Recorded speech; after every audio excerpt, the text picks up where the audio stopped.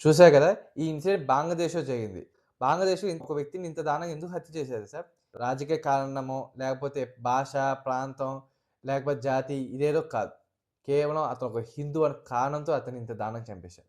వ్యక్తి పేరు దీపు చంద్రదాస్. అతని వయసు 30 ఏళ్ళు. అండ్ అందరూ అనుకుంటేమో అతనేమి భారతీయుడు అనుకుంటేమో కాదు. భారతీయ హిందూ కూడా కాదతను. బంగ్లాదేశ్ సిటిజన్ హిందూ అతను. ఏ దేశంలో హిందువు పుట్టాడో ఆ దేశస్తులే ఇతన్ని హిందూ అని చెప్పి ఇంత దారుణంగా చంపేశారు.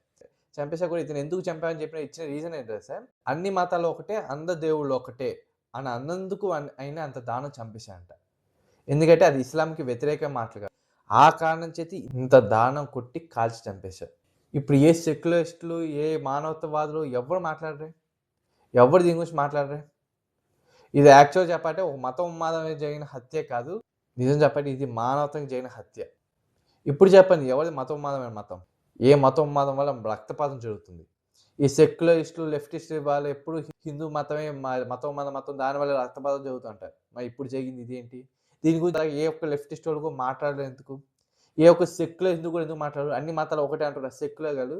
ఇప్పుడెందుకు ఒక అతను సెక్యులర్‌గా అన్ని మతాలు ఒకటే అన్నందుకు ఇంత దారుణమైన హత్య చేయబడితే దీని గురించి ఎవరు మాట్లాడరు ఎందుకు? నిజాన్ని తెలుసుకొని శత్రువులు బయటగా శత్రువులు లోపల కూడా ఉన్నారు. మన దేశం లోపల ఉన్నారు. కాబట్టి బంగ్లాదేశ్ జరిగినట్టుగా రేపు మాపు మన భారతదేశం జరుపుకొని ఉండాలంటే ఫుల్ అవేర్‌నెస్‌తో మన ధర్మం ఏంటో తెలుసుకొని మన ధర్మం మార్గంలో నడవండి. మన భారతదేశాన్ని హిందూ రాష్ట్రంగా జరిగేటట్టు చేయాలి. ఈ వీడియో అందరికి షేర్ చేయండి. అందరికి అవేర్‌నెస్ రావాలి. దీపు చంద్రదాస్ మరణం అందరికి తెలియాలి. బంగ్లాదేశ్ జరుగుతున్న ఆ దారుణ సంఘటనలు కూడా అందరూ తెలుసుకోవాలి. అందరూ కూడా all eyes on Bangladesh Hindus అని చెప్పి ట్రెండ్ చేయండి. పాలెస్టైన్ ఇంకా ఇజ్రాయెల్ వార్ జరిగినప్పుడు ఆల్ ఐస్ ఆన్ రఫా అని చెప్పి అనవసరంగా ట్రెండ్ చేశారు కదా! ఇప్పుడు మన హిందువులకు జరుగుతున్న ఊచకోత గురించి, అక్కడ జరుగుతున్న అత్యాచారం గురించి దాన్ని ట్రెండ్ చేస్తూ all eyes on Bangladesh Hindus అని చెప్పి ట్రెండ్ చేయండి. అండ్ జస్టిస్ ఫర్ దీపు అని చెప్పి కూడా ట్రెండ్ చేయండి. దీన్ని హ్యాష్‌ట్యాగ్ చేసి ట్రెండ్ చేస్తే ఎంతో కొంత ప్రతి హిందువులకి అండ్ అలాగే ప్రపంచానికి కూడా తెలుస్తుంది.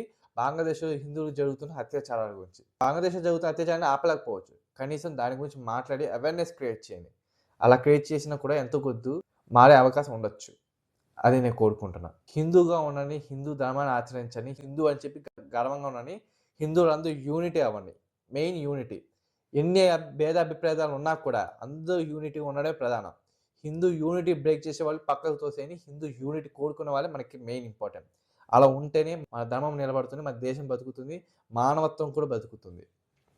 సో, అదే నేను కోరుకున్నా. దీని మీద నేను ఒక ఫుల్ వీడియో చేశాను. వెంటనే వీడియో చూసేయండి. ఈ వీడియో అందరికి షేర్ చేయండి. జై శ్రీరామ్.